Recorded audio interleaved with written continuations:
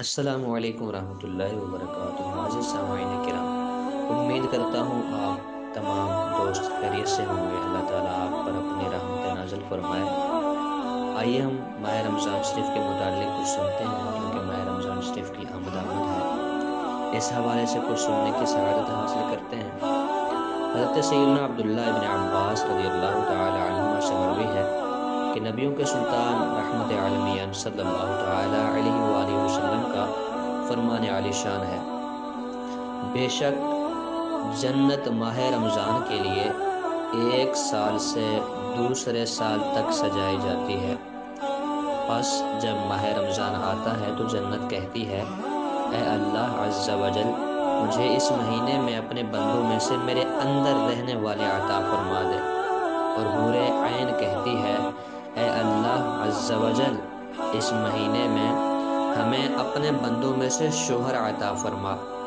پھر سرکار مدینہ صلی اللہ تعالی علیہ وآلہ وسلم نے ارشاد فرمایا، جس نے اس ماہ میں اپنے نفس کی حفاظت کی کہ نہ تو کوئی نشہ آور شے پی، نہ ہی کسی مومن پر بہتان لگایا، اور نہ ہی اس ماہ میں کوئی گناہ کیا، تو اللہ عز و جل ہر رات کے بدلے اس کا 100 حوروں سے نکاح فرمائے گا، اور اس کے لیے جنت میں سونے، چاندی، یاقوت اور زبرجد کا ایسا محل بنائے گا کہ اگر ساری دنیا جمع ہو جائے اور اس محل میں آ جائے تو اس محل کی اتنی ہی جگہ گھیرے گی جتنا بکریوں کا ایک باڑہ دنیا کی جگہ گھیرتا ہے۔ اللہ اکبر۔ اور جس نے اس ماہ میں کوئی نشہ آور شے پی یا کسی مومن پر بہتان باندھا یا اس ماہ میں کوئی گناہ کیا، تو اللہ تعالیٰ اس کے 1 سال کے اعمال برباد فرما دے گا۔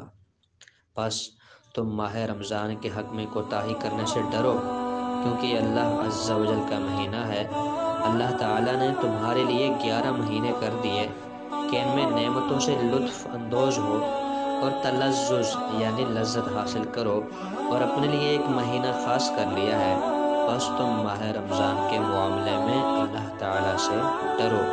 پیارے پیارے اسلامی بھائیوں، معلوم ہوا جہاں ماہ رمضان المبارک کی تعظیم کرنے والوں کے لیے اخروی انعامات اور اکرامات کی بشارات ہیں، وہاں اس مبارک مہینے کی ناقدری کرتے ہوئے اس میں گناہ کرنے والوں کے لیے وعیدات بھی ہیں۔ اس حدیث پاک میں نشہ آور چیز پینے اور مومن پر بہتان باندھنے کا خصوصیت کے ساتھ تذکرہ ہے۔ یاد رکھیے، شراب ام الخبائث یعنی برائیوں کی ماں ہے، اس کا پینا حرام اور جہنم میں لے جانے والا کام ہے۔